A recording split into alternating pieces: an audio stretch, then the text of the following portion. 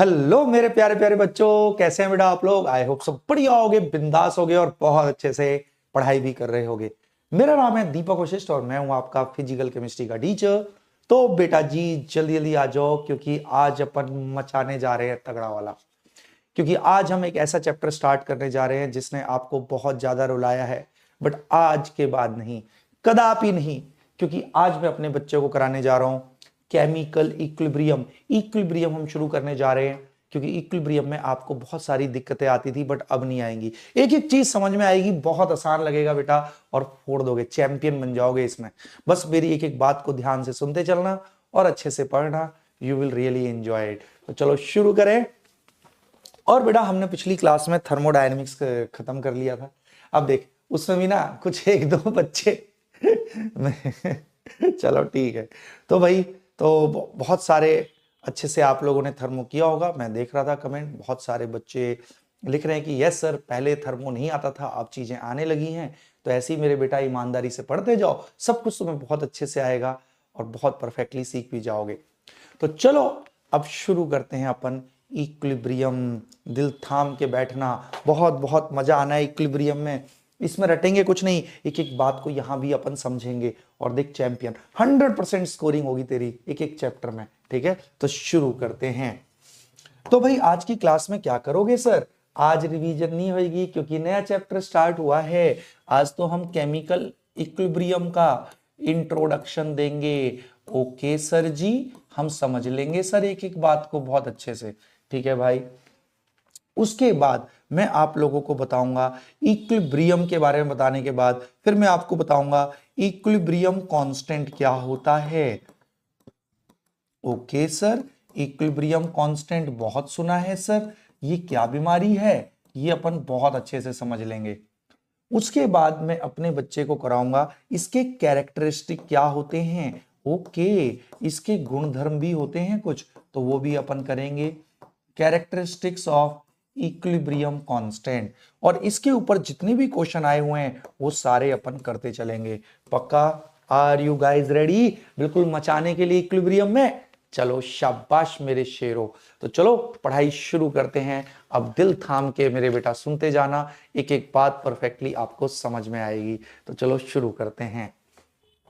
तो वही बच्चे के मन में उठ रहा है, सर केमिकल इक्विलिब्रियम होता क्या है, यही बताओ ना हमें। हमें यही नहीं पता केमिकल इक्विलिब्रियम का मतलब क्या है। बट बेटा जी केमिकल इक्विलिब्रियम समझने से पहले तुझे कुछ छोटी छोटी बेसिक चीजें समझनी पड़ेंगी, तो ध्यान से समझ। तो सबसे पहले आपको यही जानना पड़ेगा कि सर केमिकल रिएक्शन क्या होता है और ये कैसे होता है। जब तक आपको ये बेसिक नहीं पता होंगे आप इक्विलिब्रियम समझ ही नहीं पाओगे। ठीक है सर, बता दो केमिकल रिएक्शन क्या होता है। तो सुनो, हम बेटा किसी भी केमिकल रिएक्शन में शुरू में कुछ केमिकल स्पीसीज लेते हैं। मान ले मैंने एक बर्तन में केमिकल स्पीसीज ले ली A2 गैस, और उसी बर्तन में एक दूसरी केमिकल स्पीसीज ले ली B2 गैस। ओके सर जी।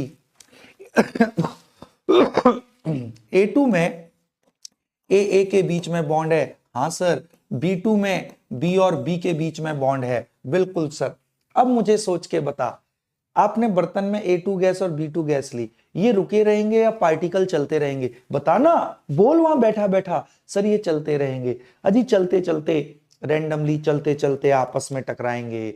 आपस में टकराएंगे, उससे एनर्जीज का एक्सचेंज होगा, एनर्जी का आदान प्रदान होगा। और आपको पता है बॉन्ड तोड़ने के लिए क्या चाहिए होती है? एनर्जी चाहिए होती है, हाँ सर। तो इनके आपस में टकराने की वजह से क्या होता है? एनर्जी का एक्सचेंज होता है और उससे एग्जिस्टिंग बॉन्ड टूटने लगते हैं। ओके, आपस में कोलिजन होता है, उससे एग्जिस्टिंग बॉन्ड टूटने लगते हैं। और मेरे बेटा जब एग्जिस्टिंग बॉन्ड टूटेंगे तभी तो नए बॉन्ड बनेंगे, और नए बॉन्ड बनने लग जाते हैं। तो ऐसे करते करते एक नई प्रकार की केमिकल स्पीसीज बन जाती है। ओके, इस पूरी प्रक्रिया को अपन बोलते हैं केमिकल रिएक्शन।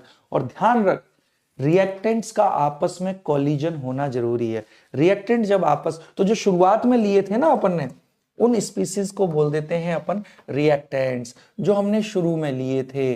ओके, इनको अपन बोल देते हैं रिएक्टेंट। और जो फाइनल केमिकल स्पीसीज बनती हैं, इनको अपन बोल देते हैं प्रोडक्ट्स। Okay sir ji. और इस पूरी प्रक्रिया को अपन बोलते हैं केमिकल रिएक्शन। तो केमिकल रिएक्शन क्या है? जिसमें एक प्रकार की केमिकल स्पीसीज दूसरे प्रकार की केमिकल स्पीसीज में कन्वर्ट हो रही है, इसको अपन बोलते हैं केमिकल रिएक्शन। ओके सर, एक रिएक्शन समझ में आ गया। और केमिकल रिएक्शन कैसे होगा? अजी जब रिएक्टेंट कोलाइड करेंगे, अगर रिएक्टेंट कोलाइड नहीं करेंगे तो प्रोडक्ट नहीं बनेगा, क्योंकि एग्जिस्टिंग बॉन्ड तोड़ेंगे तभी तो नए बॉन्ड बनेंगे। सुनना, तुझे नई शादी करनी है तो पुरानी वाली शादी पहले तोड़नी पड़ेगी ना। देख खुश हो गया, सर हमारी तो शादी ही नहीं हुई। तो होगी। तो ये जीवन का ज्ञान है बेटा आगे के लिए भी, ठीक है। तो बहुत बढ़िया सर, तो समझ में आ गया सर। जो जो अभी तक सीखा है आओ उसको अंग्रेजी में लिख लेते हैं। तो ठीक है सर, क्या होता है केमिकल रिएक्शन? तो केमिकल रिएक्शन में, chemical reaction is a process, okay, yeah, is a phenomena, is a process in which one type of chemical species gets converted to another type of chemical species. Okay, in which one type of chemical species gets converted to one type of chemical species gets converted to another type of chemical spaces. अरे वाह sir जी वाह। और ये कैसे होता है जल्दी बता, ये कैसे होएगा? जब कॉलिजन होंगे आपस में, रिएक्टेंट मॉलिक्यूल जब कोलाइड करेंगे तो मेरे बेटा प्रोडक्ट बनता है। ओके सर, ये बात भी हमेशा आत्मा में समा के रखेंगे। Reactant molecules collide together, okay, collide together to give products. ठीक है सर, आ गई सर बात बिल्कुल समझ में सर जी, बिल्कुल। रिएक्टेंट आपस में कोलाइड करेंगे तभी मेरे बेटा जी प्रोडक्ट बनेंगे। ठीक है सर। अब तुझे पूरे रिएक्शन के साथ अब सोच के बताइयो मेरे को, जैसे जैसे टाइम आगे बढ़ रहा है तुझे पूरे बर्तन में एक ही चीज चेंज होती हुई दिखेगी क्या? आपको सिर्फ कंसंट्रेशन चेंज होती हुई दिख रही है। जैसे जैसे टाइम आगे बढ़ेगा A2 और B2 खत्म होते जाएंगे, ये बनता जाएगा। हाँ sir, as time progresses reactant की मात्रा घटती जाती है, प्रोडक्ट की मात्रा बढ़ती जाती है। हाँ, तो पूरे रिएक्शन, जैसे जैसे रिएक्शन आगे बढ़ता है तो हमें एक ही चीज चेंज होती हुई दिख रही है। हाँ सर, एज टाइम प्रोग्रेसेस, जैसे जैसे टाइम आगे बढ़ता है, concentration of progresses, concentration of reactant and product seem to change. reactant and product की concentration change होती हैं, concentration of reactant and products seem to change. Absolutely right sir, बिल्कुल sir, आत्मा में परफेक्टली घुस चुका है सर, कोई दिक्कत नहीं सर जी, बहुत बढ़िया। अब इसी चीज को दिखाने के लिए कि कितनी तेजी से रिएक्टेंट प्रोडक्ट में कन्वर्ट हो रहे हैं, मतलब कितनी तेजी से रिएक्शन आगे बढ़ रहा है, साइंटिस्ट लोगों ने एक नई चीज इंट्रोड्यूस कर दी जिसको अपन बोलते हैं रेट ऑफ रिएक्शन। क्या बोलते हैं? Rate of reaction. अच्छा, क्या होता है सर रेट ऑफ रिएक्शन?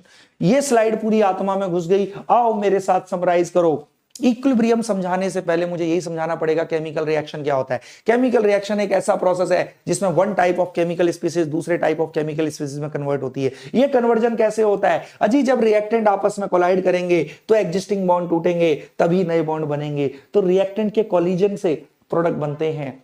और हम देख रहे हैं किसी भी रिएक्शन में जैसे जैसे टाइम आगे बढ़ता है हमें सिर्फ एक ही चीज चेंज होती हुई दिख रही है, कंसंट्रेशन। रिएक्टेंट की कंसंट्रेशन विद टाइम घटती है, प्रोडक्ट की कंसंट्रेशन विद टाइम बढ़ती जाएगी। और इसी चीज को दिखाने के लिए कि कितनी तेजी से रिएक्शन आगे बढ़ रहा है या कितनी तेजी से रिएक्टेंट प्रोडक्ट में कन्वर्ट हो रहे हैं, साइंटिस्ट लोगों ने एक नई टर्म इंट्रोड्यूस करी जिसको अपन बोलते हैं rate of reaction. Okay sir ji, reaction ये था मेरे बेटा, A2 gas plus B2 gas. ये यस सर, यही था रिएक्शन सर, बहुत बढ़िया। अब कितनी तेजी से रिएक्शन आगे बढ़ रहा है उसको दिखाने के लिए इन्होंने नई चीज इंट्रोड्यूस करी जिसको अपन बोलते हैं रेट ऑफ रिएक्शन। सर ये क्या होता है रेट ऑफ रिएक्शन? चल मैं बताता हूं। ये दिखाता है रिएक्शन कितनी तेजी से आगे बढ़ रहा है। ओके, अब सुनते जाना मेरे बेटा जी, बहुत बहुत ध्यान से सुनियो। रेट ऑफ रिएक्शन इन्होंने कैसे निकाला समझना।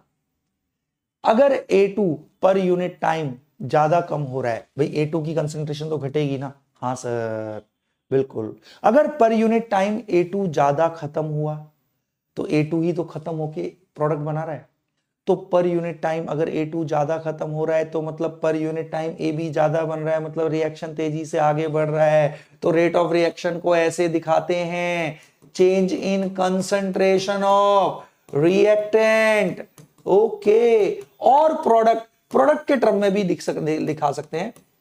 हाँ, नीचे में टाइम टेकन, रेट का मतलब ही होता है विद रिस्पेक्ट टू टाइम। हाँ सर, रेट का तो मतलब ही होता है विद रिस्पेक्ट टू टाइम।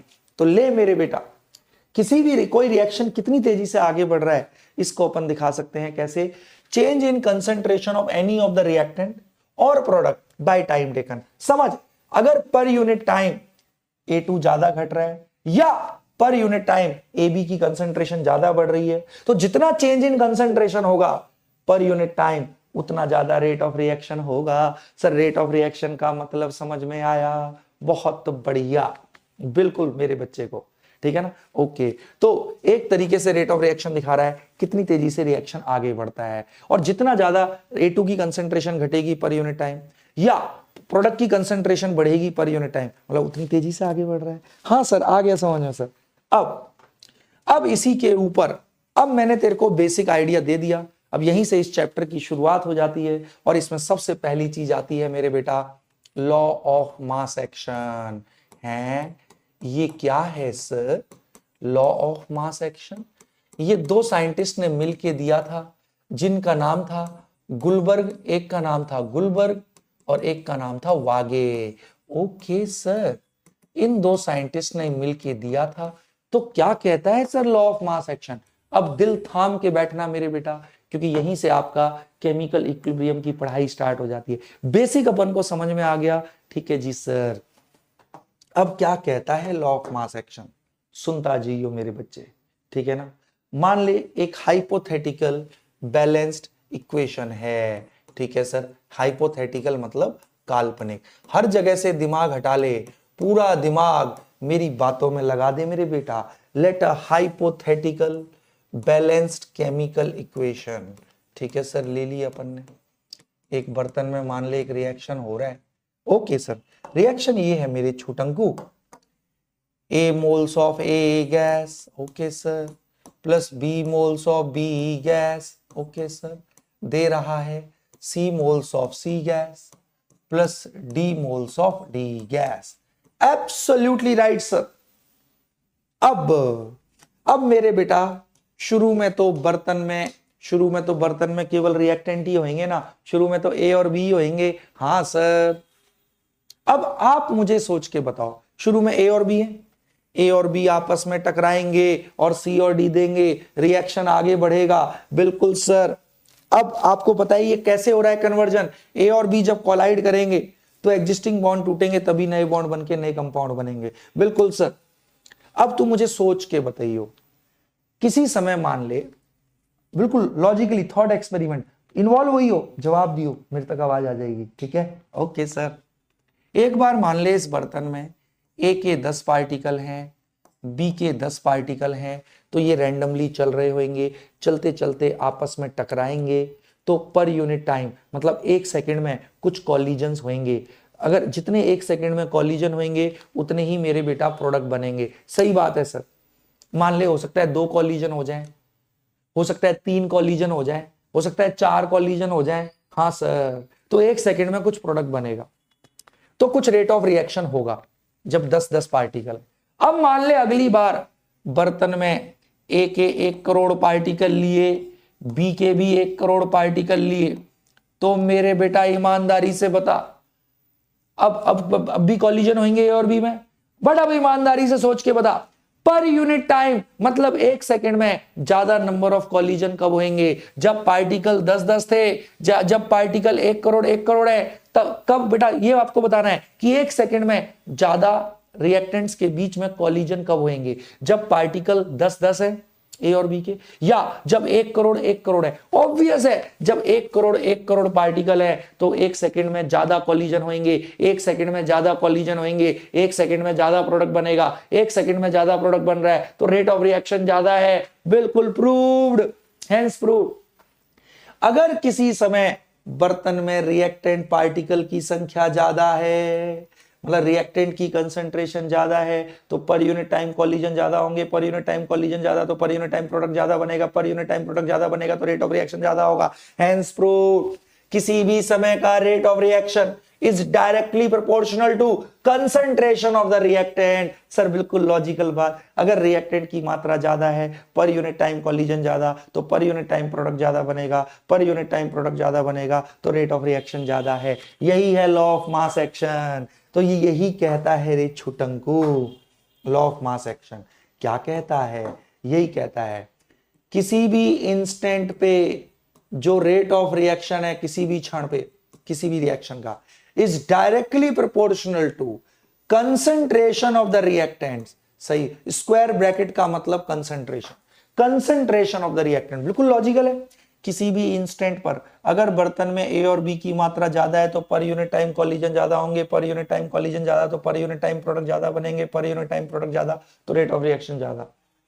तो यही कहता है लॉ ऑफ मास एक्शन, किसी भी इंस्टेंट पर रेट ऑफ रिएक्शन जो होगा it is directly proportional to कि उसी इंस्टेंट पे रिएक्टेंट कितने। ध्यान रखना, जिस इंस्टेंट पे जिस क्षण पे रेट निकाल रहे हो ये कंसंट्रेशन उसी समय की होनी चाहिए।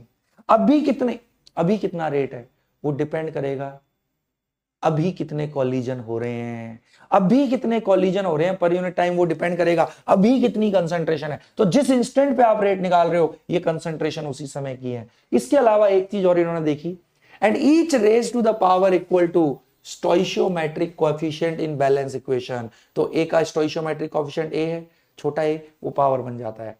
ये भी इन्होंने एक्सपेरिमेंटली देखा, and each raise to the power equal to stoichiometric coefficient in balance equation.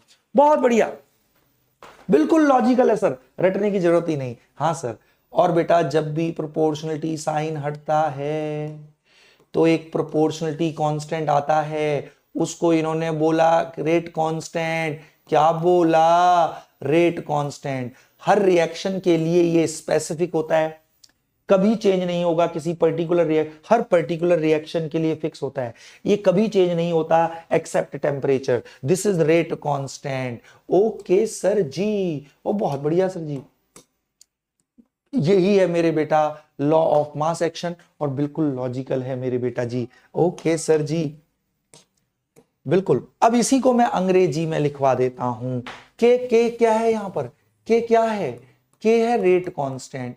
किसी भी पर्टिकुलर रिएक्शन के लिए इसकी वैल्यू फिक्स होती है, which never changes except temperature. Okay sir ji, okay.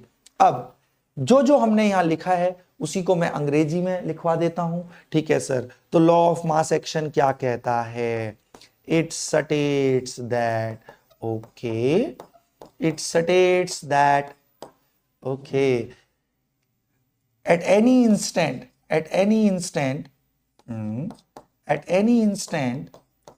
Rate of reaction, किसी भी क्षण पे जो रेट ऑफ रिएक्शन होगा किसी भी रिएक्शन का, rate of reaction is directly proportional to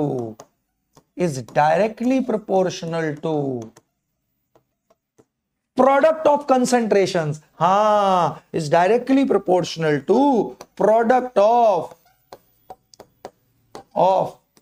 इसने बेटा कंसंट्रेशन ना बोल के ना एक्टिव मास बोला था, बट मैं एज ऑफ नाउ कहीं भी एक्टिव मास बोलूं, मैं कहीं भी एक्टिव मास बोलूं आप उसे कंसंट्रेशन समझना, मतलब मोलर कंसंट्रेशन, मतलब मोलैरिटी।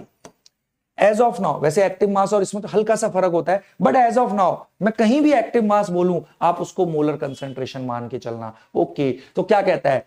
किसी भी समय पे rate of reaction is directly proportional to product of concentration of the reactant. हाँ, एक्टिव मास, उसने उसको कंसंट्रेशन को active masses of reactants and each raise to the power equal to each raised to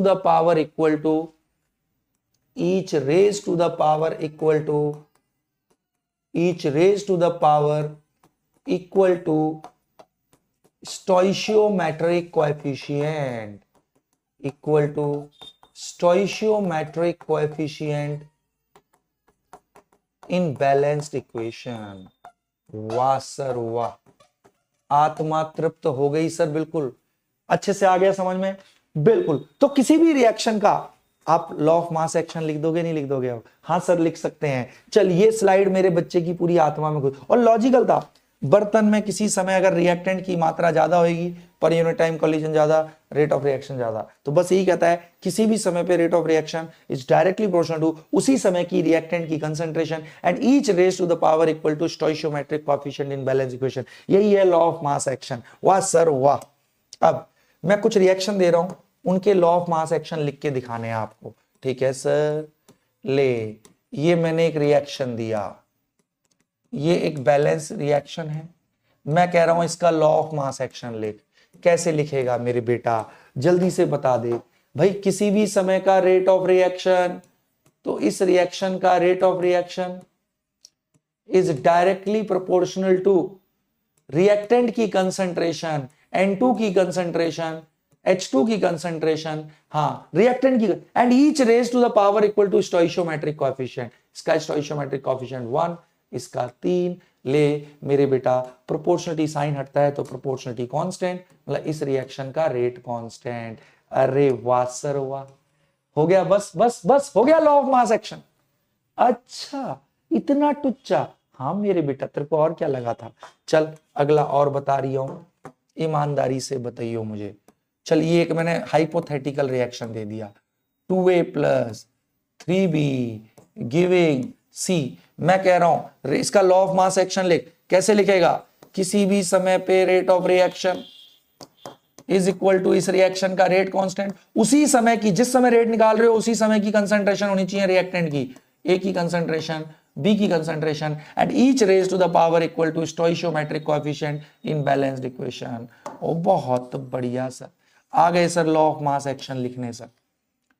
sir किसी भी reaction का law of mass action लिख सकते हैं, यही है मेरे बेटा लॉ ऑफ मास एक्शन बस। और बट हाँ एक चीज ध्यान रखनी है, इसने एक्टिव मास बोला था, बट ये कहीं भी as of now, active mass आगे आएगा डिटेल में बताऊंगा, जहां भी एक्टिव मास बोले तो उसको लगभग लगभग अभी मोलर कंसंट्रेशन के बराबर मान ले। ओके सर जी, ओके आगे डिटेल में बताएंगे एक्टिव मास क्या है। ठीक है, एज ऑफ नाउ उसको मोलर कंसंट्रेशन। ठीक है सर, अच्छे से लॉ ऑफ मास एक्शन भी आ गया। अब सुनता जा सर, इतनी देर से पढ़ा रहे हो केमिकल इक्विलिब्रियम कहाँ है? अरे अभी ऐसे थोड़ी आऊंगा, केमिकल इक्विलिब्रियम तक आने में टाइम लगता है और बेसिक बताने पड़ेंगे। चल अगला बेसिक क्या है सर? अभी भी नहीं कराओगे? ना ना ना ना, अभी एक बेसिक और समझना है, फिर मैं कराऊंगा तेरे को केमिकल इक्विलिब्रियम। बस ध्यान रखियो लॉ ऑफ मास एक्शन, किसी भी समय का रेट उसी समय की रिएक्टेंट की कंसंट्रेशन के प्रोपोर्शनल होता है। Absolutely right sir. अब दिल थाम के बैठना सारे बच्चे, ठीक है सर जी। अब भाई साहब देखा गया है, प्रकृति में देखा गया है रिएक्शन दो प्रकार के होते हैं। कैसे सर? रिएक्शन तो रिएक्शन है। नहीं मेरे बेटा, रिएक्शन दो प्रकार के होते हैं इस आधार पे कि थ्रू आउट रिएक्शन एक ही डायरेक्शन में जा रहा है, या कुछ रिएक्शन ऐसे भी देखे गए हैं जो दोनों डायरेक्शन में जाते हैं। मतलब जैसे कि मेरे बेटा ये रिएक्शन है, मान ले शुरू में तूने N2 और H2 लिया, ये टकरा के इन्होंने अमोनिया दिया, बट जैसे ही अमोनिया बना तो अमोनिया ऐसे ही नहीं पड़ा हुआ, अमोनिया भी फिर आपस में टकरा के वापस से ये बनाने लगता है। मतलब कुछ रिएक्शन ऐसे भी होते हैं जो दोनों डायरेक्शन में चलते हैं। अच्छा, तो इसी आधार पे कि रिएक्शन थ्रू आउट एक ही डायरेक्शन में चल रहा है या दोनों डायरेक्शन में चल सकता है, रिएक्शन दो प्रकार के होते हैं। कितने प्रकार के होते हैं? दो प्रकार के होते हैं। Reactions are of two types. Okay, कुछ रिएक्शंस को अपन बोलते हैं इर्रिवर्सिबल रिएक्शन, और ये दुनिया में कम होते हैं बेटा। इर्रिवर्सिबल रिएक्शन कम है, और कुछ रिएक्शन होते हैं रिवर्सिबल। दुनिया के 99.9% रिएक्शन मेरे बेटा रिवर्सिबल रिएक्शन ही होते हैं। हाँ सच्ची मुच्ची। हाँ तो ठीक है भाई, अब देख लेते हैं कैसे। सब लोग अब दिल थाम के बैठेंगे। ठीक है सर, क्या फर्क है सर रिवर्सिबल और इरिवर्सिबल में?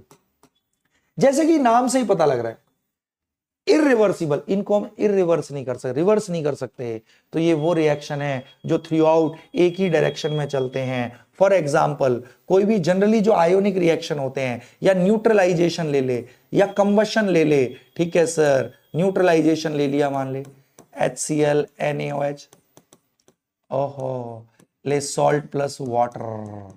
मेरे बेटा इसमें देखा गया है एसिड और NaOH दोनों रिएक्ट करके केवल यही देता है। ऐसा कभी नहीं होता कि NaCl H2O से रिएक्ट करके वापस से ये जनरेट कर दे, नहीं, ये एक ही डायरेक्शन में चलते हैं, दैट्स व्हाई इरिवर्सिबल रिएक्शन। तो ठीक है सर, इरिवर्सिबल रिएक्शन वो रिएक्शन है which proceed only in one direction, reaction which proceed only in one direction, एक ही डायरेक्शन में चलते हैं। ओके, तो जब ये एक ही डायरेक्शन में चलेगा मेरे बेटा, अगर एक ही डायरेक्शन में चले जा रहा है तो मेरे बेटा ये खत्म होते जाएंगे ना, कम होते जाएंगे, और ये लगातार यहीं जाए तो अल्टीमेटली कोई ना कोई रिएक्टेंट खत्म हो जाएगा। और अगर कोई रिएक्टेंट खत्म हो गया, हम कहते हैं रिएक्शन 100% कंप्लीट हो गया। तो ये रिएक्शन 100% कंप्लीशन कराते हैं, reaction goes to 100% completion. 100% completion का मतलब कोई ना कोई रिएक्टेंट पूरा पूरा खत्म हो जाता है। ओके सर जी, और most of the ionic reactions इसके एग्जांपल हैं, कंबशन इसके एग्जांपल हैं मेरे बेटा। ओके सर जी, समझ में आ गया। बट दुनिया के 99.999% रिएक्शन रिवर्सिबल होते हैं, और ये वो रिएक्शन है जो दोनों डायरेक्शन में चलते हैं। हाँ, जैसे कि फॉर एग्जाम्पल मैंने एक बर्तन में मान ले नाइट्रोजन गैस ली, हाइड्रोजन गैस ली शुरू में, अब ये टकरा के आपस में अमोनिया देना स्टार्ट करेंगे, ठीक है सर। अब बट जैसे ही अमोनिया बना, अमोनिया ऐसे ही नहीं पड़ा रहेगा, अब अमोनिया भी आपस में टकरा के वापस से ये देने लगते हैं। इसलिए देख, दोनों डायरेक्शन का सिंबल यूज करते हैं। रिवर्सिबल का सिंबल ये है मेरे बेटा, मतलब दोनों डायरेक्शन, फॉरवर्ड भी जा रहा है और जैसे ही प्रोडक्ट बना तो फिर बैकवर्ड भी चलने लगेगा। तो reaction moves in both direction. अच्छा, रिएक्शन मूव्स इन बोथ, तो ऐसे रिएक्शन, दुनिया के ज्यादातर रिएक्शन यही हैं, in both forward as well as backward direction, as well as backward direction. Okay sir, आ गई बात समझ में। अब मेरे बेटा जी, अब ये शुरू में N2 और H2 था, ये टकरा के अमोनिया दिया तो धीरे धीरे कम हो रहा है, बट जैसे ही अमोनिया बना अब ये भी टकरा के वापस ये देने लग रहा है। तो मेरे बेटा ये खत्म ही नहीं हो पाएंगे, इधर से खत्म होंगे, इधर से बन जा रहे हैं, तो ये कभी खत्म नहीं होते। तो ये रिएक्शन कभी 100% कंप्लीट नहीं होते, क्योंकि कोई रिएक्टेंट हमेशा बचे रह जाएंगे, कभी रिएक्टेंट पूरे खत्म नहीं हो सकते। हाँ, तो reaction never goes to, reaction does not undergo 100% completion. Okay, मतलब रिएक्टेंट बचा रह जाएंगे, रिएक्टेंट कभी पूरे पूरे खत्म नहीं होंगे मेरे बेटा रिवर्सिबल में। ओके सर जी, तो ये दो कैरेक्टरिस्टिक है, रिएक्शन दोनों डायरेक्शन में चलेगा, रिएक्टेंट कभी पूरे खत्म नहीं होते, रिएक्टेंट कुछ ना कुछ बचे रह जाएंगे। क्यों? इधर से खत्म हो रहे, साथ साथ बन भी तो जा रहे हैं। ओके सर, अब ध्यान से देखना, अब मैं समझाऊंगा अगली स्लाइड में तेरे को केमिकल इक्विलिब्रियम क्या होता है। अब तेरे को बहुत परफेक्टली मेरे बेटा जी समझ में आ जाएगा। अच्छा, तो ध्यान रखना, इरिवर्सिबल रिएक्शन में केमिकल इक्विलिब्रियम एस्टेब्लिश नहीं होता। केमिकल इक्विलिब्रियम रिवर्सिबल रिएक्शन का कंसेप्ट है। तो अब हमको ये नहीं पढ़ने, हमको रिवर्सिबल रिएक्शन ही पढ़ने हैं। ठीक है सर जी, अब करा दो ना केमिकल इक्विलिब्रियम। चल मैं अब कराता हूं। अभी तक की एक एक बात मेरे बच्चे की आत्मा में बैठ चुकी है, बिल्कुल बैठ गई है ना। हाँ, तो चलो अब शुरू करते हैं, तेरी आत्मा खुश हो जाएगी अगले कुछ क्षणों में। ठीक है, चल खुश करते हैं। मान ले बेटा, मैंने एक हाइपोथेटिकल बैलेंस्ड रिवर्सिबल रिएक्शन लिया। ओके सर, अब देख इक्विलिब्रियम समझ में आ जाएगा तेरे को। लेट अ हाइपोथेटिकल, काल्पनिक, बैलेंस्ड है, हाँ बैलेंस्ड रिवर्सिबल रिएक्शन। ओके, हर जगह से दिमाग हटा ले, पूरा मेरी बातों पे फोकस कर देना है। ठीक है सर, पूरा आप ही पे फोकस है सर हमारा। इन आंखों में देख, इन आंखों में तुझे पढ़ाई नजर आएगी, इन आंखों में तुझे केमिकल इक्विलिब्रियम नजर आएगा, तो इन आंखों में खो जा, तेरे को हिप्नोटाइज कर लेता हूं मैं, आजा। तो ठीक है भाई। तो भाई हाइपोथेटिकल बैलेंस्ड रिवर्सिबल रिएक्शन एक ले लिया, मान ले A moles of A gas, ठीक है sir, plus B moles of B gas, okay sir. Reversible है तो साइन ये होगा, हाँ सर दे रहा है, C moles of C gas plus D moles of D gas, absolutely right sir. अब सुनता जा मेरे बेटा, अभी बर्तन में शुरू में बिल्कुल शुरू में ध्यान से देखना, T इक्वल 0 पर हम बर्तन में शुरू में रिएक्टेंट ही लिए होंगे। मान ले A की कंसंट्रेशन है Ca, B की कंसंट्रेशन है Cb। मेरे बेटा शुरू में प्रोडक्ट तो होंगे ही नहीं, हाँ सर हाँ बिल्कुल सर बिल्कुल। तो ठीक है भाई, अब शुरू में केवल बर्तन में A और B है, अब A और B टकरा के शुरू में C और D देने लग जाएंगे, तो शुरू में कुछ रेट ऑफ रिएक्शन होगा।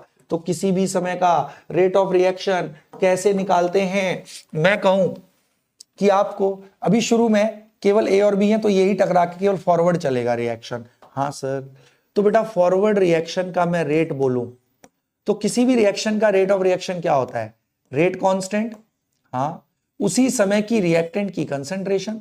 फॉरवर्ड डायरेक्शन के लिए तो रिएक्टेंट A और B है, हाँ सर हाँ बिल्कुल सर, पावर छोटा A एंड छोटा B, स्टोइशियोमेट्री, बिल्कुल sir. Law of mass action से किसी भी समय फॉरवर्ड का रेट निकालना है तो उसी समय, किसी भी समय का फॉरवर्ड का रेट उसी समय की A और B की कंसंट्रेशन पर डिपेंड करेगा, क्योंकि फॉरवर्ड डायरेक्शन के लिए रिएक्टेंट A और B हैं।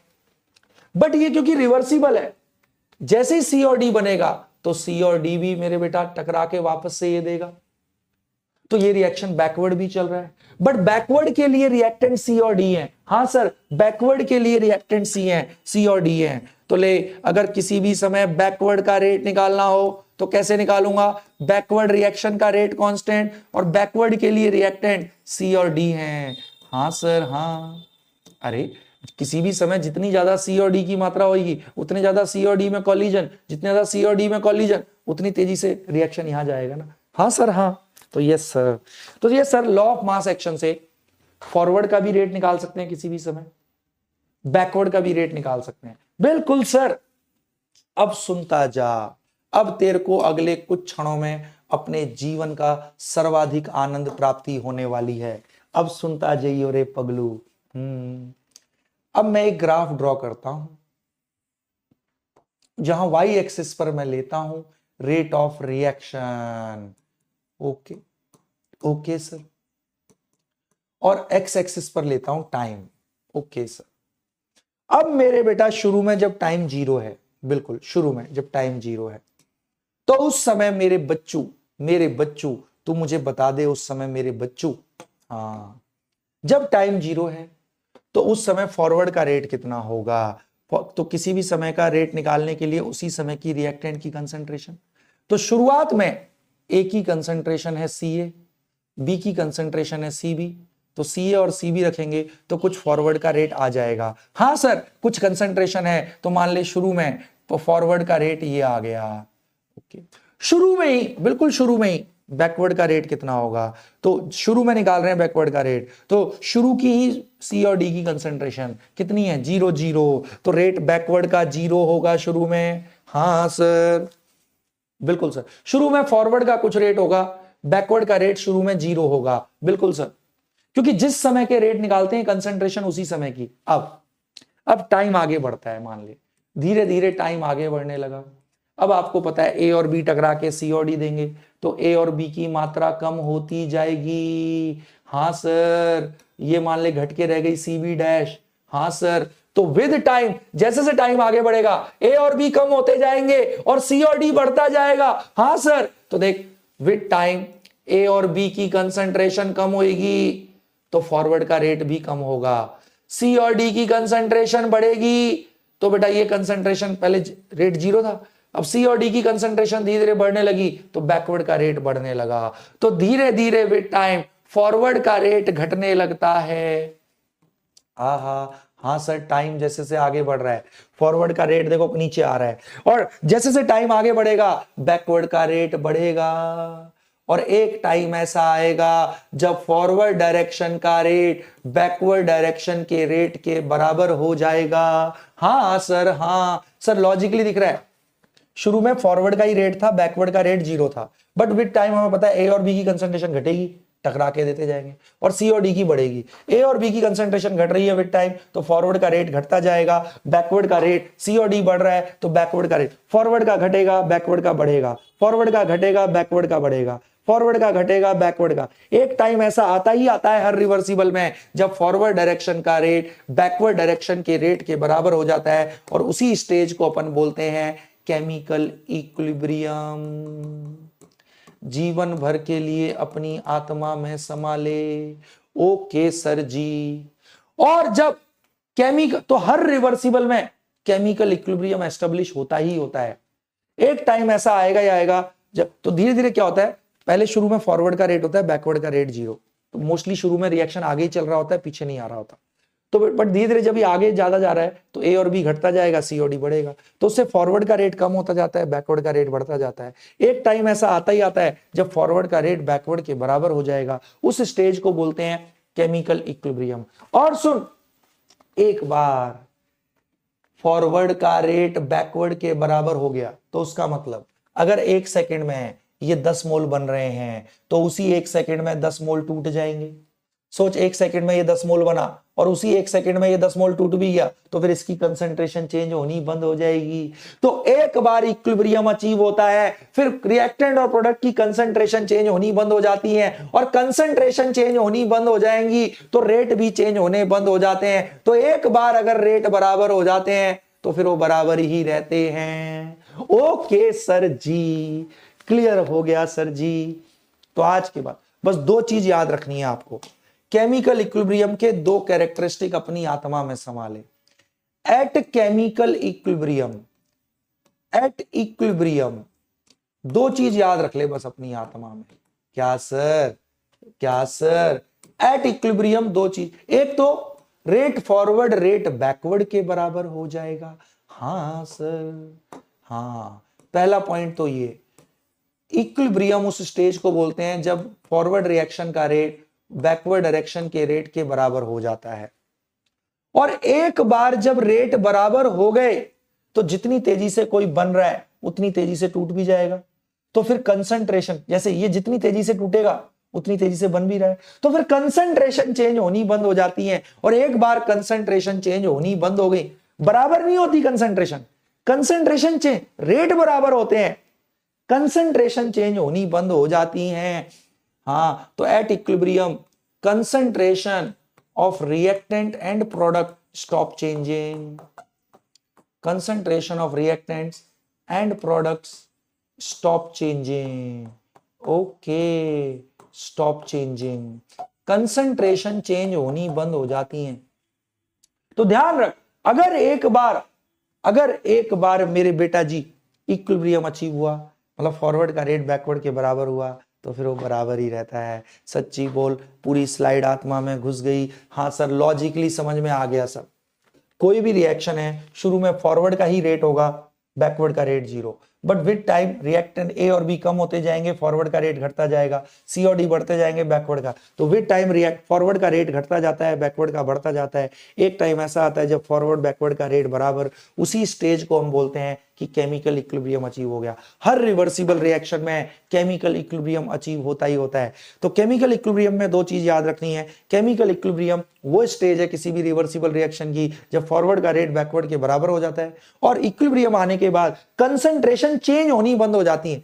जरूरी नहीं बराबर हो, चेंज होनी बंद हो जाएंगी अगर एक बार इक्विलिब्रियम आ गया। अरे वाह शल जी वाह, आत्मा तृप्त हो गई, बहुत बढ़िया, इक्विलिब्रियम मेरे बच्चे को आ गया। अब ईमानदारी से देखियो, अब इसी के ऊपर मैं एक क्वेश्चन पूछ लेता हूं। पूछ लो। अरे पूछ लो चल जी। तो चल मैं पूछता हूं, दिल थाम के बैठियो मेरे बेटा, ठीक है सर? हम तो सर दिल थामे हुए हैं सर, तो चल अब दिल थाम के बैठ।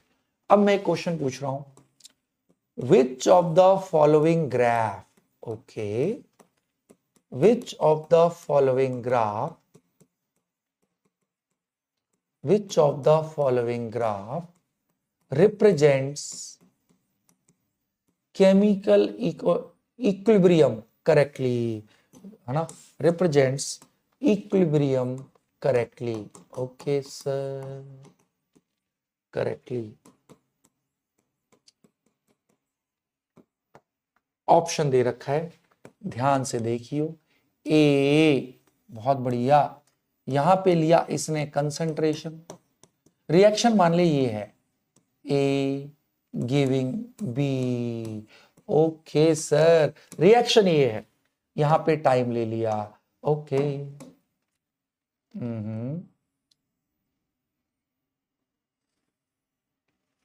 ठीक है सर। बी ग्राफ ये है,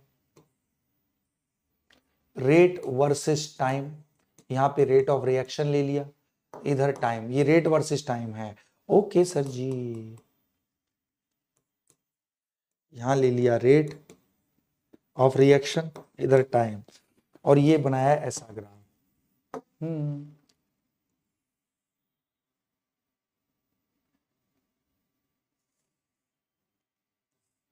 ठीक है सर, ठीक है ना। हाँ, ये ऑब्वियस है, ए की घटेगी बी की बढ़ेगी। हाँ सर। सी कंसंट्रेशन, यहां लिया कंसंट्रेशन और यहां लिया टाइम, है ना, और ग्राफ कुछ ऐसा बनाया है इस पगले ने। ठीक है सर। ए बी, और कह रहा है, डी कह रहा है बोथ ए एंड बी। जल्दी से बता दे, बोथ ए एंड सी, जल्दी बता। विच of the following graph represents, जल्दी से बता दे मेरे को, विच of the following graph represents. सोच के बोलो मेरे बेटा, मैंने नहीं बताना, मेरे बच्चे ने बताना है। Come on.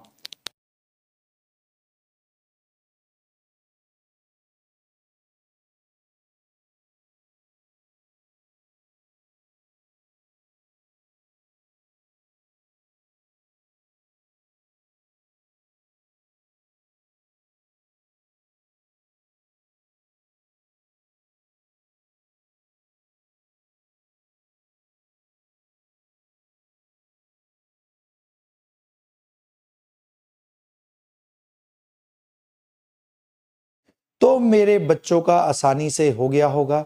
चलो मैं करा देता हूं, दिल थाम के बैठियो मेरे बेटा, ठीक है। चलो मैं करा देता हूं। अब सब सुनते जाएंगे, ठीक है। सुनो सुनो सुनो, कैसे करना है मेरे बेटा, बड़ा आसान है। मैंने क्या बोला है कि इक्विलिब्रियम पर रेट बराबर हो जाते हैं। यहां देख, फॉरवर्ड का रेट घट रहा है और इसके बाद भी घटता जा रहा है, इसके बाद भी बैकवर्ड का रेट देख बढ़ता जा रहा है। अरे बोलना, बराबर होने के बाद रुका कहां?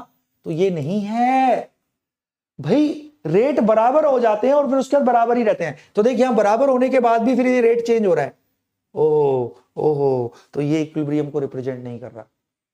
और मैंने बोला रेट बराबर हो जाते हैं और कंसंट्रेशन चेंज होनी बंद हो जाती है। अगर तू इधर ध्यान से देखे तो बेटा, इस स्टेज के बाद ए और बी की कंसंट्रेशन चेंज नहीं हो रही। देख, बी की भी अब कांस्टेंट हो गई है, हाँ, और ए की भी चेंज होनी बंद हो गई है। तो यस, दिस इज इक्विलिब्रियम, क्योंकि इसके बाद कंसंट्रेशन चेंज नहीं हो रही। हाँ, तो ये इक्विलिब्रियम को दिखा रहा है। ऐसे यहां भी देख, मैंने क्या बोला, कंसंट्रेशन बराबर हो जरूरी नहीं है, कंसंट्रेशन चेंज होनी। अब देख, इस स्टेज के बाद अगर तू देखे, इस स्टेज के बाद ए की कंसंट्रेशन भी कांस्टेंट हो गई है, चेंज होनी बंद, बी की भी चेंज होनी बंद, तो ये भी इक्विलिब्रियम है, बोथ ए एंड सी। अरे बोल, हाँ, रिएक्टेंट प्रोडक्ट की कंसंट्रेशन चेंज होनी बंद हो जाती है अगर एक बार इक्विलिब्रियम आ जाए। तो हमें दिख रहा है इस स्टेज के बाद ए और बी की चेंज होनी बंद हो गई, यहां भी इस स्टेज के बाद ए और बी की किसने बोला कि कंसंट्रेशन बराबर होगी? कंसंट्रेशन चेंज होनी बंद हो जाएंगी।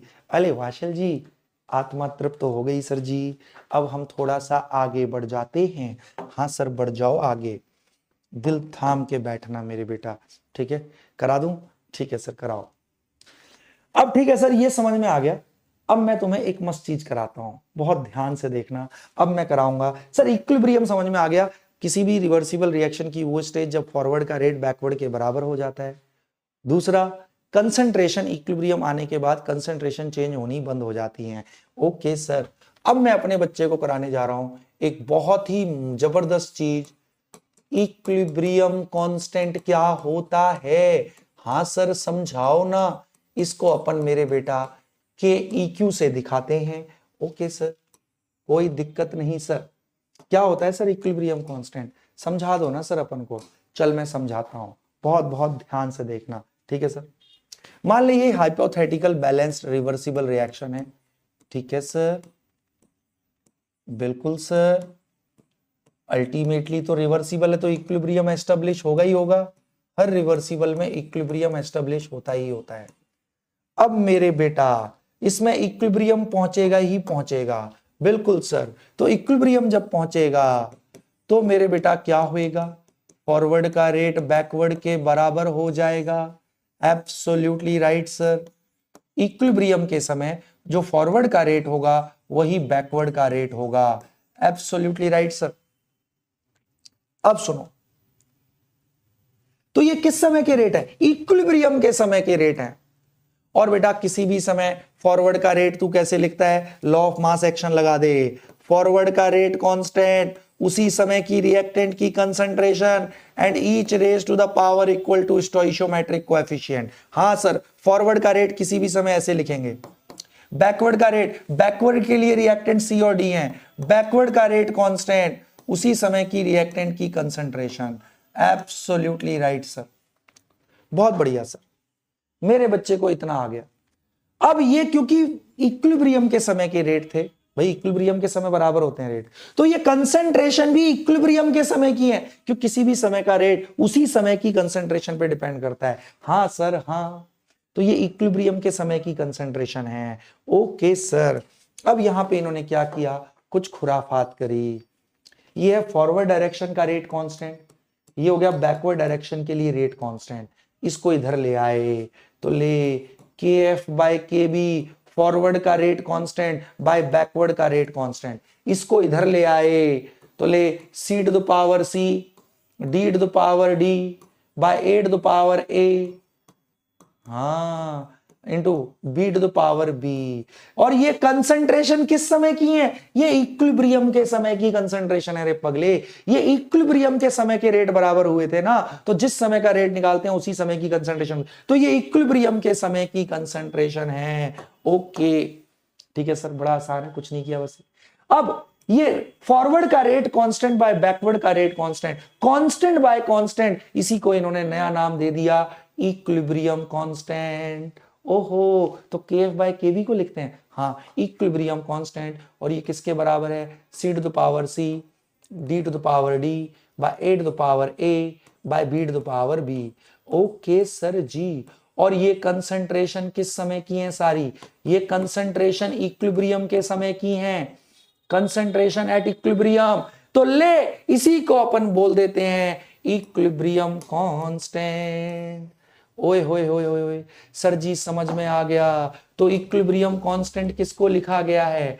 फॉरवर्ड का rate constant by backward direction का रेट कांस्टेंट।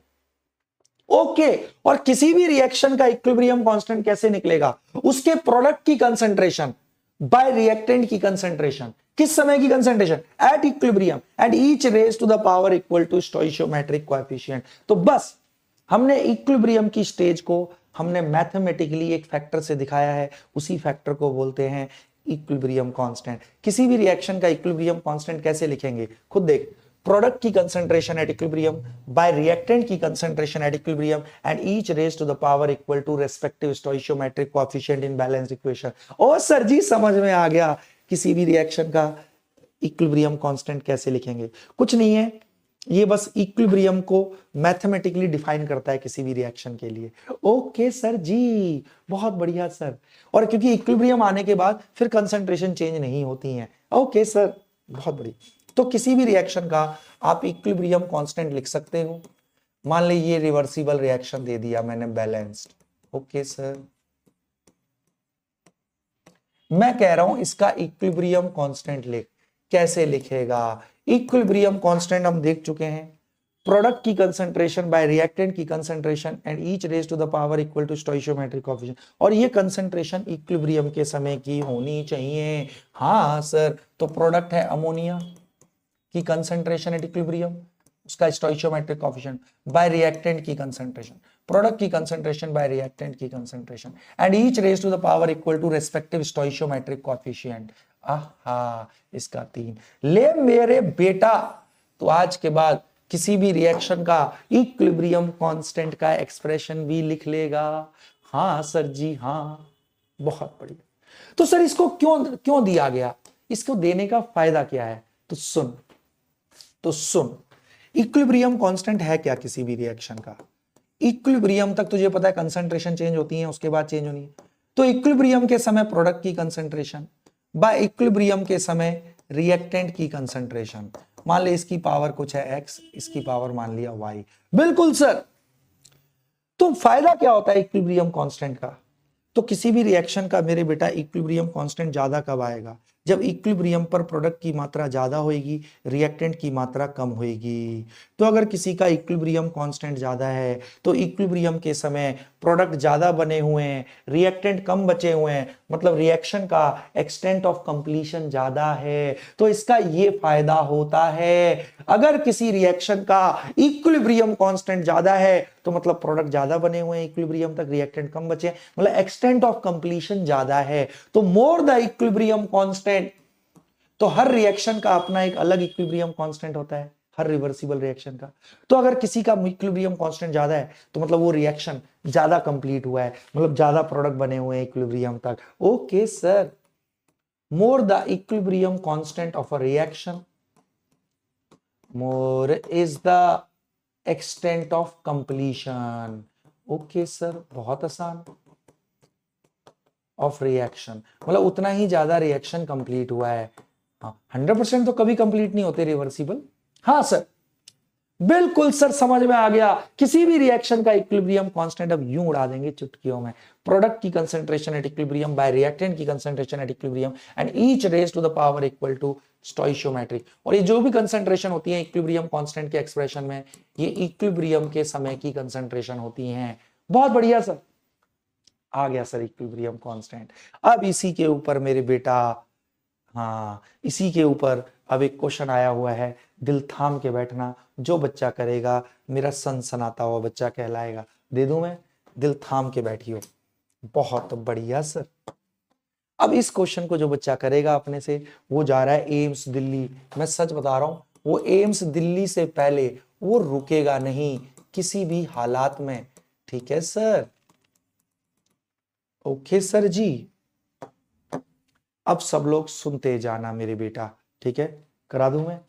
हाँ, कह रहा है फॉर रिएक्शन, एक रिएक्शन है, बैलेंस्ड रिएक्शन है, A gas in equilibrium with two B gas. ठीक है सर?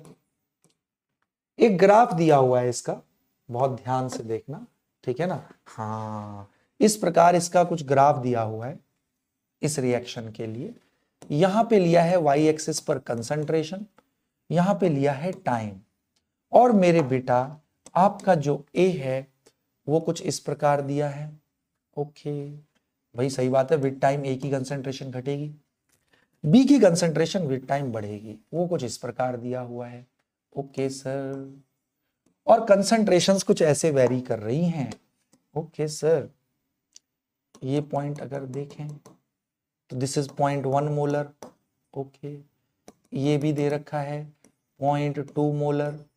ओके सर जी, ये आपको दे रखा है 0.4 मोलर। ओके सर जी। अब कह रहा है calculate equilibrium constant of reaction, इस रिएक्शन का इक्विलिब्रियम कांस्टेंट निकालो। हैं? कैसे करेंगे सर, कैसे करेंगे? अब दिल थाम के बैठ मेरे बेटा, मैं कराऊं? मुझे पॉज करके इसको करने का प्रयास करो। मैंने एक रिएक्शन दिया है भाई, किसी भी रिएक्शन का इक्विलिब्रियम कांस्टेंट तो लिखना आता है। हाँ सर, इक्विलिब्रियम के समय प्रोडक्ट की कंसंट्रेशन बाय रिएक्टेंट की कंसंट्रेशन एट इक्विलिब्रियम, बहुत ही आसान है। किसी का भी इक्विलिब्रियम, भाई रिएक्शन दे ही रखा है तेरे को। हाँ सर, तो इसका इक्विलिब्रियम कांस्टेंट का एक्सप्रेशन तो लिख ही लेगा मेरा बच्चा। हाँ, चल शुरू हो जा, मुझे पॉज करके कर। पहले इसका इक्विलिब्रियम कांस्टेंट ऐसे लिखेंगे, प्रोडक्ट की concentration at equilibrium by reactant की concentration at equilibrium and each raise to the power equal to stoichiometric coefficient. बहुत बढ़िया सर। इसका इक्विलिब्रियम, तो इक्विलिब्रियम के समय बी की कंसंट्रेशन, तो ये कंसंट्रेशन इक्विलिब्रियम के समय की होती है। अब सर यहां कंसंट्रेशन कैसे पता लगे बी और ए की? मैंने आपको बताया है इक्विलिब्रियम पर रेट बराबर हो जाते हैं फॉरवर्ड बैकवर्ड के, और कंसंट्रेशन चेंज होनी बंद हो जाती है। अगर तू दिल थाम के देखे, एक ही कंसंट्रेशन 0.1 मोलर के बाद चेंज होनी बंद हो गई है। हाँ, तो मतलब इक्विलिब्रियम कंसंट्रेशन 0.1 है रे ए की, क्योंकि देख 0.1 के बाद फिर ए की चेंज ही नहीं हो रही। सेम वे 0.2 के बाद तो देख ए की भी चेंज हो रही है, बी की भी चेंज हो रही है, बट 0.4 मोलर के बाद अगर तू देखे बी की भी कंसंट्रेशन चेंज होनी बंद हो गई है, तो ये बी की इक्विलिब्रियम कंसंट्रेशन है। क्योंकि इक्विलिब्रियम आने के बाद कंसंट्रेशन चेंज होनी बंद हो जाती है, तो पता लग गया सर बी की इक्विलिब्रियम कंसंट्रेशन है 0.4 मोलर, क्योंकि 0.4 के बाद बी चेंज नहीं हो रहा। हाँ सर, तो इक्विलिब्रियम कंसंट्रेशन 0.4 मोलर का स्क्वायर। एक ही इक्विलिब्रियम पे कंसंट्रेशन 0.1 मोलर है, इसकी पावर 1। हाँ सर, हाँ हो गया। 4 चौक 16 0.16 बाय 0.1, इसका इक्विलिब्रियम कांस्टेंट 1.6 आ गया मेरे छोटे। अरे हाँ सर, हाँ, क्योंकि हमें पता है इक्विलिब्रियम आने के बाद कंसंट्रेशन चेंज होनी बंद हो जाती हैं। तो ए और बी की, ए की कंसंट्रेशन 0.1 के बाद चेंज होनी बंद हो गई, बी की 0.4 के बाद वो चेंज होनी बंद हो गई, तो ये इक्विलिब्रियम कंसंट्रेशन है। हमें बेसिक फंडा पता था कि इक्विलिब्रियम पे रेट बराबर हो जाते हैं और कंसंट्रेशन चेंज होनी बंद हो जाती है, और इक्विलिब्रियम कांस्टेंट में ये इक्विलिब्रियम के समय की कंसंट्रेशन होती है, तो इक्विलिब्रियम के समय की निकाल ली कंसंट्रेशन। वाह सर वाह, कितना आसान, महाटुच्चा सर, बहुत बढ़िया। अब सब लोग दिल थाम के बैठना, एक और क्वेश्चन दे रहा हूं, देख कितना मजा आएगा तेरे को। हाँ सर दे दो ना, आप क्यों नहीं दे रहे हो सर, दो ना। चल, अब एक क्वेश्चन और आ रहा है मेरे बेटा, मैं कह रहा हूं फॉर रिएक्शन, ओके, एक रिएक्शन है 2A plus B in equilibrium with C plus D। Okay, अब ये कह रहा है at equilibrium, okay, at equilibrium 2 moles each of A, B, C and D are present in 10 liter vessel। okay, कह रहा है कैलकुलेट इक्विलिब्रियम कांस्टेंट। दिल थाम के बैठियो मेरे बच्चों, चल पॉज करके करने का प्रयास कर, इसको पॉज करके करने का प्रयास कर मेरे बच्चे। Come on come on come on come on, तुझे इस रिएक्शन का इक्विलिब्रियम कांस्टेंट निकालना है। कह रहा है इक्विलिब्रियम पर 2 मोल ईच ऑफ एबीसी, इक्विलिब्रियम पे मोल दे रखे हैं। आहा, तो इक्विलिब्रियम कांस्टेंट कैसे निकालते हैं? सुनना, बड़ा आसान है। किसी का भी इक्विलिब्रियम कांस्टेंट, प्रोडक्ट की कंसंट्रेशन एट इक्विलिब्रियम, हाँ, बाय रिएक्टेंट की कंसंट्रेशन एट इक्विलिब्रियम, हाँ, and each raise to the power equal to stoichiometric coefficient. एक का 2 है, बाकी सबका 1 1 1 है। हाँ सर, हाँ, बहुत बढ़िया सर। और ये कंसंट्रेशन इक्विलिब्रियम के समय, ये कंसंट्रेशन है मोल पर लीटर। ओके, ये बर्तन 1 लीटर का नहीं है, 10 लीटर का है रे। और इक्विलिब्रियम पर इसके 2 मोल, इसके 2 मोल, इसके 2 मोल, वो दे रखा है क्वेश्चन में। तो ले, हो गया इक्विलिब्रियम पर सी की कंसंट्रेशन, जल्दी बता, सी के मोल बाय वॉल्यूम ऑफ बर्तन। आहा, डी की कंसंट्रेशन एट इक्विलिब्रियम, अरे कंसंट्रेशन मोल बाय वॉल्यूम होता है। आहा, ए की सिर्फ मोल नहीं लेने, मोल बाय वॉल्यूम। हाँ, ए की कंसंट्रेशन, ए के मोल बाय वॉल्यूम, ले मेरे बेटा स्क्वायर होएगा। हाँ सर, ए का स्क्वायर होगा स्टोइशियोमेट्रिक। ऐसे बी की कंसंट्रेशन एट इक्विलिब्रियम, बी के mole at equilibrium by volume of बर्तन। हाँ, कि गैस तो पूरा बर्तन घेरती है ना। बिल्कुल सर, आ गया सर, कंसंट्रेशन मोल पर लीटर, क्यों 10 लीटर का है बर्तन भाई, देखना दिया हुआ है। हाँ, कंसंट्रेशन है ये। ओके सर, आ गया सर, कैसे? एक 2/10 से 2/10 गया, एक 2/10 से यहां चला गया, एक 2/10, एक 2/10 नीचे बचा हुआ है, एक नीचे 2/10 बचा हुआ है, तो वो पलटी मार गया मेरे छोटे, 10/2 हो गया। तो इसका इक्विलिब्रियम कांस्टेंट 5 है रे। कितना है रे?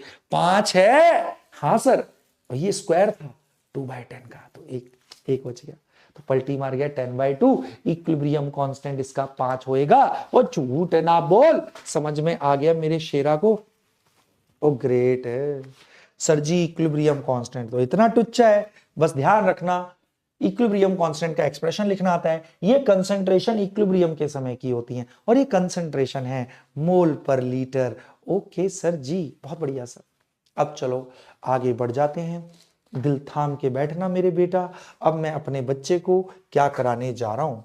अब मैं कराऊंगा कैरेक्टरिस्टिक्स। क्या कराऊंगा?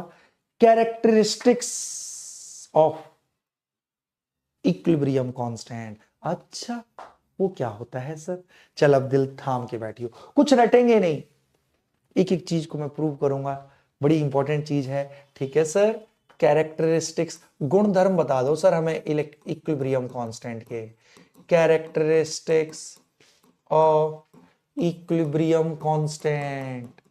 ओके सर जी, कराओ ना सर, जितना करा सकते हो, हम बिल्कुल करने के लिए तैयार हैं सर।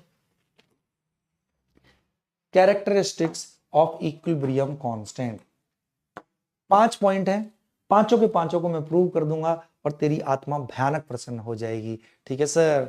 अब सुनते जाना। कराऊं? हाँ, तो सुन लो मेरे बेटा जी। सबसे पहला इसका कैरेक्टरिस्टिक यही होता है। ठीक है, बता दूं? तुम बताना चाहोगे? चलो मैं बता देता हूं, तुम तो नहीं बताओगे।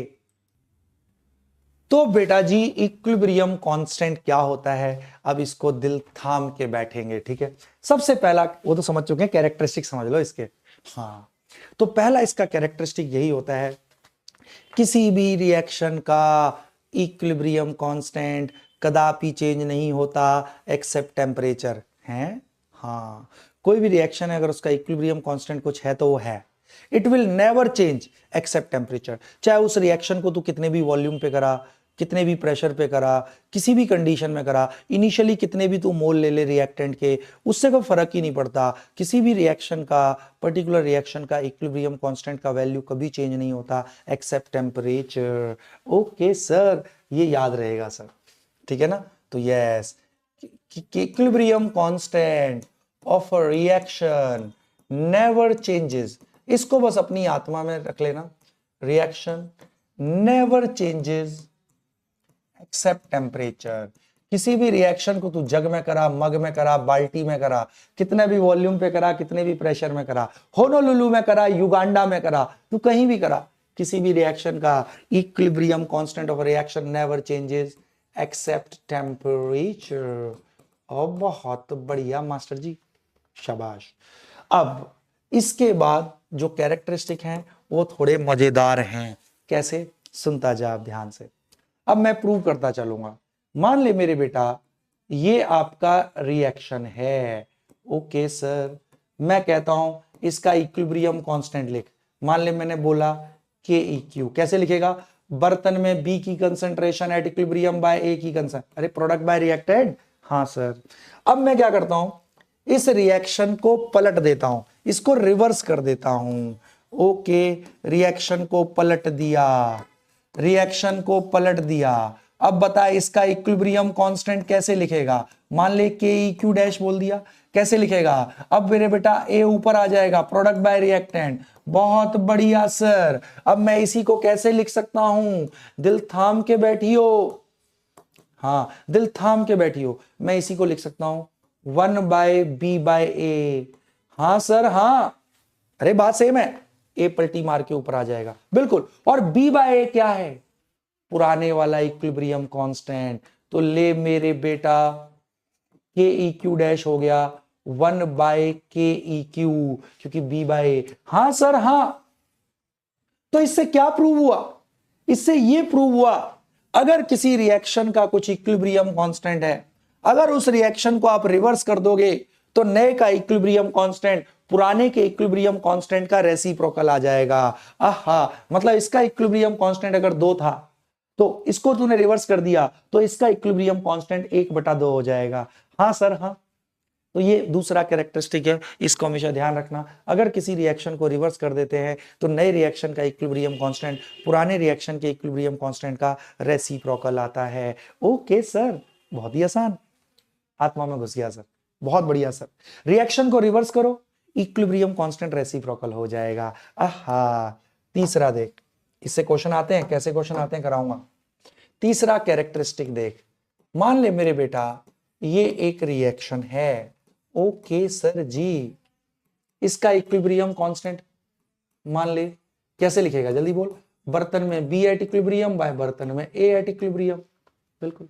अब मैं क्या करता हूं, इस रिएक्शन को किसी संख्या से मल्टीप्लाई कर दे, किसी नंबर से, मान ले 2 से मल्टीप्लाई करते हैं पूरे रिएक्शन को, तो ये क्या हो गया 2A in equilibrium with 2B।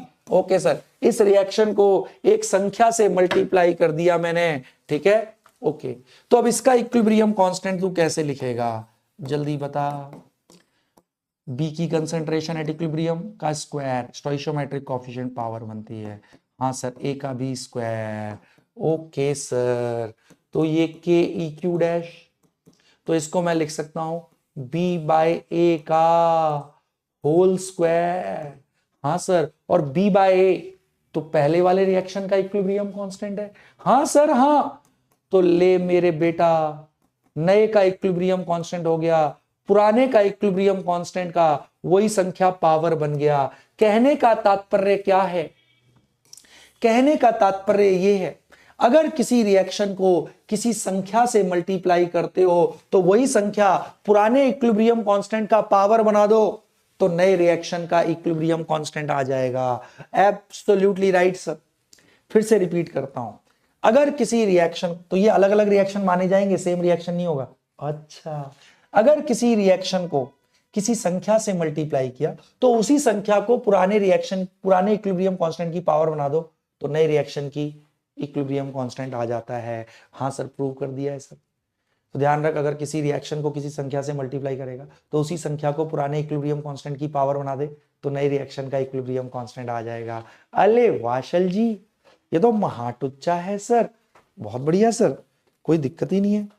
चल अब आगे बढ़ जाते हैं, बढ़ जाऊं मैं आगे, ठीक है। तो दिल थाम के बैठना। अब बेटा चौथा कैरेक्टरिस्टिक इसका, ठीक है सर, चौथा क्या है, आ जाओ। चौथा कैरेक्टरिस्टिक समझो, अब ये समझने योग्य है, आसान है।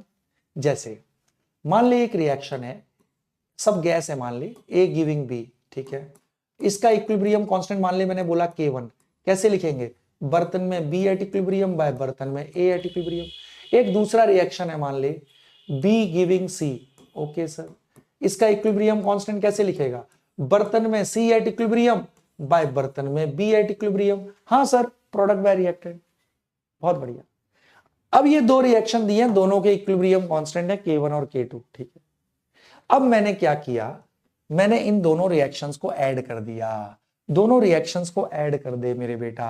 अगर ऐड रिएक्शन बिल्कुल मैथमेटिकल इक्वेशन की तरह ऐड होते हैं, इस साइन को इक्वल की तरह ट्रीट करो। तो दोनों को ऐड किया, बी भी अपोजिट साइड में तो कट गया, तो दोनों को ऐड करने से जो नेट रिएक्शन आया वो ये आया। तो इस नेट रिएक्शन का इक्विलिब्रियम कांस्टेंट तू कैसे लिखेगा जल्दी बोल। बर्तन में सी एट इक्विलिब्रियम, बर्तन में ए एट इक्विलिब्रियम।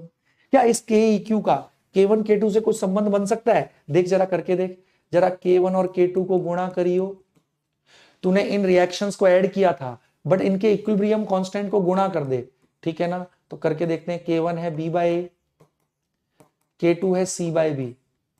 ओहो सर जी, सर ये तो वही आ गया sir, hence proved, hence proved. क्या प्रूव हो गया, अगर दो रिएक्शंस को ऐड कर रहे हो तो उनके इक्विलिब्रियम कांस्टेंट्स को मल्टीप्लाई कर दो, उससे नेट रिएक्शन का इक्विलिब्रियम कांस्टेंट आ जाता है। अगर किन्हीं दो रिएक्शन को ऐड करके कोई नया रिएक्शन बना रहे हो तो ध्यान रखना, दो रिएक्शन को ऐड कर रहे हो तो उनके इक्विलिब्रियम कांस्टेंट्स को मल्टीप्लाई कर दो, उससे नेट रिएक्शन का इक्विलिब्रियम कांस्टेंट आ जाता है। अरे वाह सर जी वाह, ये तो बहुत जबरदस्त, ये तो मजा सा आ गया। और प्रूव कर रहे हो आप, कुछ भी रटने वाली तो बात ही नहीं है। हाँ चल, पांचवा और अंतिम कैरेक्टरिस्टिक ध्यान से देखियो इक्विलिब्रियम कांस्टेंट का। अब देख, मान लीजिए रिएक्शन है A gas in equilibrium with, अब इसका इक्विलिब्रियम कांस्टेंट कैसे लिखेगा, जल्दी बोल भाई। बर्तन में बी बाय बर्तन में ए एट इक्विलिब्रियम। अब एक दूसरा रिएक्शन है, मान ले ए गिविंग सी, ओके, इसका इक्विलिब्रियम कांस्टेंट तू कैसे लिखेगा, जल्दी बता। सी बाय ए, प्रोडक्ट बाय रिएक्टेड, बिल्कुल सर। अब मैं क्या करता हूं, इन दोनों रिएक्शंस को सबट्रैक्ट कर देता हूं, घटा देता हूं, और नीचे वाले को मान ले माइनस कर दिया। अब माइनस किया नीचे वाले को तो ए से ए चला गया, ये माइनस का सी है, इधर इधर आके प्लस का हो गया। हाँ सर, तो नेट रिएक्शन ये आ गया मेरे बेटा। अगर पहले रिएक्शन में से दूसरे को सबट्रैक्ट किया तो नेट रिएक्शन ये आ गया। इसका इक्विलिब्रियम कांस्टेंट कितना आ रहा है, जल्दी बोल, बी बाय सी। अब मैं कह रहा हूं बता, के ई क्यू का कुछ K1 K2 से संबंध आ सकता है। हाँ सर, K1 K2 को डिवाइड कर दे और जिस रिएक्शन को माइनस किया है उसका इक्विलिब्रियम कांस्टेंट नीचे रख, तो देख जरा, देखते हैं क्या आया। K1 था B बाय A, K2 था C बाय A। हाँ सर हाँ, ले A से A चला गया सर, ये तो B बाय C आ गया सर, रिलेशन मिल गया सर, सर मिल गया। तो के E Q K1 bye K2। तो कहने का तात्पर्य क्या है, अगर किन्हीं दो रिएक्शन को सबट्रैक्ट करोगे तो उनके इक्विलिब्रियम कांस्टेंट को डिवाइड करो और जो रिएक्शन माइनस किया है उसके इक्विलिब्रियम कांस्टेंट को नीचे रखना। अच्छा, अगर दो रिएक्शन को सबट्रैक्ट कर रहे हो, अगर दो रिएक्शंस को सबट्रैक्ट कर रहे हो तो मेरे बेटा, तो उनके इक्विलिब्रियम कांस्टेंट को डिवाइड कर देना और जिस रिएक्शन को माइनस किया है उसका इक्विलिब्रियम कांस्टेंट नीचे आना चाहिए। और झूठ ना बोल ओ सर जी, ओ पांचों कैरेक्टरिस्टिक तेरी आत्मा में। चल एक बार मैं समराइज करा देता हूं पांचों के पांचों को, बिल्कुल अभी अपनी आत्मा में यहीं कहीं तेरी आत्मा में छप जाएगा। पहला कैरेक्टरिस्टिक ये है, किसी भी रिएक्शन का इक्विलिब्रियम कांस्टेंट कदापि चेंज नहीं होता एक्सेप्ट टेम्परेचर। दूसरा, अगर किसी रिएक्शन को रिवर्स करते हैं तो नए का इक्विलिब्रियम कांस्टेंट पुराने के इक्विलिब्रियम कांस्टेंट का रेसिप्रोकल हो जाता है। तीसरा कैरेक्टरिस्टिक ये है, किसी रिएक्शन को किसी संख्या से अगर मल्टीप्लाई कर रहे हो तो उस संख्या को पुराने इक्विलिब्रियम कांस्टेंट की पावर बना दो तो नए का इक्विलिब्रियम कांस्टेंट आ जाता है। चौथा, अगर किन्हीं दो रिएक्शन को ऐड कर रहे हो तो उनके इक्विलिब्रियम कांस्टेंट्स को मल्टीप्लाई कर दो तो नेट रिएक्शन का इक्विलिब्रियम कांस्टेंट आ जाता है। पांचवा, अगर किन्हीं दो रिएक्शन को सबट्रैक्ट कर रहे हो तो उनके इक्विलिब्रियम कांस्टेंट्स को डिवाइड कर दो और जिस रिएक्शन को माइनस किया उसका नीचे आना चाहिए, ओके, तो नेट रिएक्शन का इक्विलिब्रियम कांस्टेंट आ जाता है। बिल्कुल सर, आत्मा में घुस गया सर, घुस गया। अब इसके आधार पे सर कैसे क्वेश्चन आते हैं सर, क्या इससे क्वेश्चन बनते हैं? अब बहुत बनते हैं, अब तो दिल थाम के बैठियो, मजा सा आ जाएगा। ठीक है सर, कराओ ना क्वेश्चन, आप तो करा भी नहीं रहे हो। चल, इस क्वेश्चन को जो बच्चा समझेगा, मैं सच बता रहा हूं, वो जाएगा एम्स दिल्ली। हैं सर, आप एम्स दिल्ली बहुत ले जा रहे हो आजकल, टिकट फ्री। अरे हवाई जहाज में ले जाऊंगा तेरे को मैं अपने साथ, हाँ मेरे पास हवाई जहाज भी है वगैरह सर, शक्ल से सर है, होगा आपके पास हवाई जहाज, वो जो बच्चों का आता है 20 रुपए वाला, वो होगा सर आपके पास चल पगलू ये देख, सच में ही सोचने लगे, अच्छा सर पे सच का जा चलो भाई, अब सब लोग ईमानदारी से देखना क्या क्वेश्चन आया हुआ है। एक मेरे को ये रिएक्शन दिया हुआ है, बहुत ध्यान से समझियो। N2 gas plus 3H2 gas, okay, 2NH3 gas, okay, इसका इक्विलिब्रियम कांस्टेंट मेरे को दिया हुआ है 16। तो अब इसके आधार पे ये कह रहा है, calculate equilibrium constant, calculate equilibrium constant of इस रिएक्शन का। ओके ओके, कैसे करेंगे सर? जी सर कैसे करेंगे? भाई इस रिएक्शन का इक्विलिब्रियम कांस्टेंट दिया है और उस 16 दिया है, कह रहा है इसका बता फिर कितना होगा। अच्छा ऑप्शन भी दे देता हूं, चल करने का प्रयास कर। पांचों कैरेक्टरिस्टिक में से किसी किसी के दम पे ये सॉल्व होगा। 1/2, 1/4, 1/8, नन। कम ऑन मेरे बेटा, चल अब मैं कराता हूं। सबसे पहले स्टोइशियोमेट्री मैच करनी होती है। यहां पे हमें दिख रहा है अमोनिया 1 हो गया है, नाइट्रोजन हाफ हो गया है, हाइड्रोजन 3/2 हो गया है। तो कैसे, इससे कैसे ला सकते हैं? तो कुछ मत कर, मुझे दिख रहा है स्टोइशियोमेट्री मैच कर जाएगी अगर मैं हाफ से गुणा कर दूं। तो इसको तू हाफ से गुणा कर दे, हाफ, तो ये 3/2 और ये हाफ किया तो ये 1 हो गया। हाँ सर हाँ, और अगर किसी संख्या से मल्टीप्लाई किया है तो वही संख्या मेरे बेटा, वही संख्या पूरा। चल मैं इसको यहां अलग से करके दिखाता हूं। मैंने इस ऊपर वाले रिएक्शन को हाफ से अगर मल्टीप्लाई कर दिया तो ले half N2 plus 3/2H2, half से मल्टीप्लाई कर दिया, हाफ से इधर किया 2/2 1। हाँ सर ये आ गया। तो अब इसका इक्विलिब्रियम कांस्टेंट क्या होएगा? जिस संख्या से मल्टीप्लाई करते हो वही संख्या पुराने वाले की पावर बना दो। ओके हाँ सर, तो नए वाले का, तो इसका 16 था, इसको हाफ से गुणा किया तो अब नए रिएक्शन का इक्विलिब्रियम कांस्टेंट, तो जिस संख्या से गुणा किया है वही पुराने इक्विलिब्रियम कांस्टेंट की पावर बन गई। हाँ सर, और ये तो कितना आ गया 4, 16 का रूट हो गया 4। अब मुझे बट इसका निकालना है, तो ये कैसे आएगा? अब इसको पलट दे, रिवर्स कर दे बस मेरे बेटा। हाँ, अब जब इसको तूने रिवर्स किया तो यही आ गया। अगर रिएक्शन को रिवर्स करते हैं तो मेरे बेटा जो इक्विलिब्रियम कांस्टेंट है वो रेसिप्रोकल हो जाता है। Sir B must be the right answer. सच्ची बोल, समझ में आया? उन्हीं कैरेक्टरिस्टिक, तो दो कैरेक्टरिस्टिक का यूज करके इसके इक्विलिब्रियम कांस्टेंट से इसका इक्विलिब्रियम कांस्टेंट निकाल डाला अपन ने। पक्का पक्का पक्का, और झूठ ना बोल मेरा शेरा। Great great great, I am so so so so proud of you. चल अब मैं एक चीज और पूछ लेता हूं, मैं अब होमवर्क दे देता हूं, होमवर्क। ओके ओके, आज हमने क्योंकि बहुत सारा कर लिया है, ठीक है मेरे बेटा, मैं एक जबरदस्त सा होमवर्क दे देता हूं अपने बच्चे को, ठीक है? क्योंकि पता है एक लिमिट के बियॉन्ड देना भी तेरी खुराक से बहुत ज्यादा हो जाएगा। तो ठीक है, एक होमवर्क ले ले मेरे बेटा, ठीक है? क्वेश्चन ये है, समझता चलियो मेरे बेटा। हाँ सर हाँ, समझ लेंगे सर अपन। हाँ, रिएक्शन ये है, SO2 गैस, हाँ sir, O2 gas and SO3 gas. Balance तो करना होएगा। हाँ सर जी, बैलेंस करना होएगा सर। तो ले half SO2 gas, okay sir, half SO3 gas. बिल्कुल सर, बैलेंस है क्या? हाँ देख लो, आधा सल्फर, ऑक्सीजन 2 और हाफ इंटू 2 1, तो 3। तो ये ओहो हो, ओके, ये क्या कर दिया मैंने? हाँ चलो इसको बैलेंस कर लेते हैं, ऐसे नहीं ऐसे होएगा। अब ये लो, हाँ सर हाँ, ये ऐसे हो गया, हाफ O2।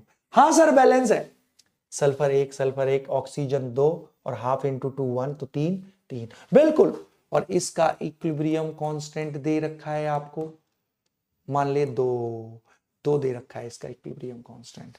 अब ये कह रहा है calculate equilibrium constant for, calculate equilibrium constant for this 2SO3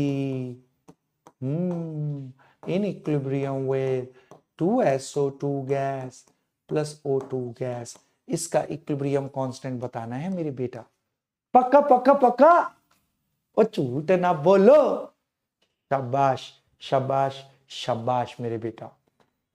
तो इसका बताना और ईमानदारी से आज कमेंट सेक्शन में तुम प्यार कब बरसाओगे रे हैं। मास्टर जी को एनर्जी चाहिए, तुम्हारा कमेंट सेक्शन में दिखने वाला प्यार ही तो एनर्जी है, ऊर्जा, ठीक है ना। तो चलो इसका आंसर भी करना साथ में। हाँ, बहुत बढ़िया। और उसके अलावा अगर डीपीपी मिला होगा इसका, है ना, आज मैं पूछ लेता हूं, उससे डाला होगा, ठीक है ना, तो जितना हो सके उसमें से कर लेना मेरे बेटा, ठीक है ठीक है ठीक है।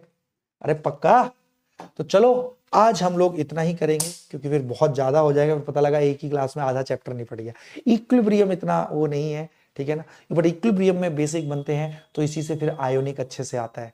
आयोनिक तो चुटकियों में उड़ाएगा, विश्वास कर, बस एक एक कंसेप्ट बेसिक समझता जा, क्योंकि केमिकल इक्विलिब्रियम के ही सारे बेसिक फंडे आयोनिक में यूज होते हैं। आपको आयोनिक इसलिए नहीं आता क्योंकि केमिकल में अटकते हो तुम, ठीक है।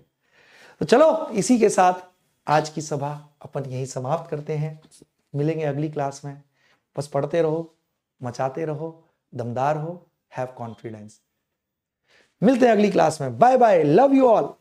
और भर भर के 5 स्टार चिपकाते रहो।